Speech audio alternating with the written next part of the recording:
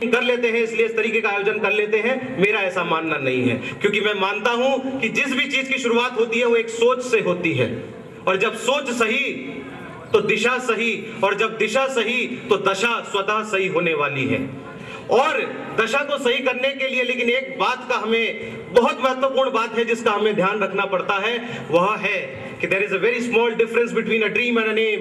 A dream requires effortless sleep while an aim requires sleepless efforts। एक स्वप्न और लक्ष्य की प्राप्ति में जो छोटा सा अंतर है वह सिर्फ यह है कि स्वप्न देखने के लिए आज यहाँ पर सरदार वल्लभ भाई पटेल की जयंती के अवसर पर राष्ट्रीय एकता दिवस के रूप में मनाने जा रहे हैं।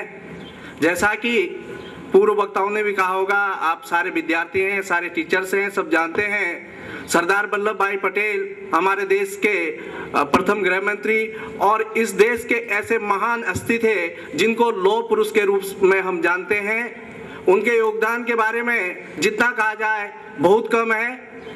हमारा देश अंग्रेजों की गुलामी के बाद जब स्वतंत्र हुआ था तो छोटे छोटे रजवाड़ों में बटा हुआ था और सभी के छोटे छोटे रजवाड़ों में राजा हुआ करते थे, और किसी राजा की ये मंशा नहीं थी कि वो भारत जो एक संयुक्त एक हमारा राष्ट्र बन रहा था उसका वो भाग बने।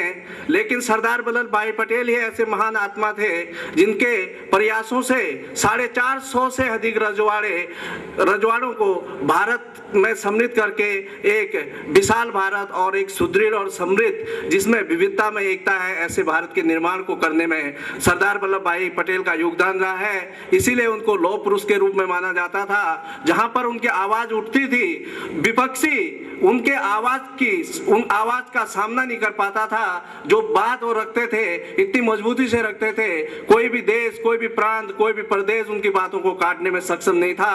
तो ऐसे महान पुरुष के जयंती के अवसर पर हम आज राष्ट्रीय एकता दिवस मना रहे हैं। इस अवसर पर मैं सभी को, आप बच्चों को, सारे विद्यालय परिवार को, पूरे कोटद्वार क्षेत्र को बधाई देता हूं। सभी से रिक्वेस्ट करूंगा कि आप निश्चित रूप से इस प्रतिज्ञा को लेंगे कि नशा न तो लेंगे और न किसी को लेने देंगे, तो हमारे सपने निश्चित रूप से साकार होंगे और हमारा जो एक नौजवान भारत है, युवा भारत है, यह निश्चित रूप से पूरे विश्व में अपनी कीर्ति फैलाएगा। यदि हम नशा के आदी हो जाएंगे, नशा लेना शुरू करेंगे, तो हमारा जो नौजवान है, जो 18-15 साल का नौजवान है, वो निश्चित रूप से उसकी सांसें छोटे से छोटे कार्य के लिए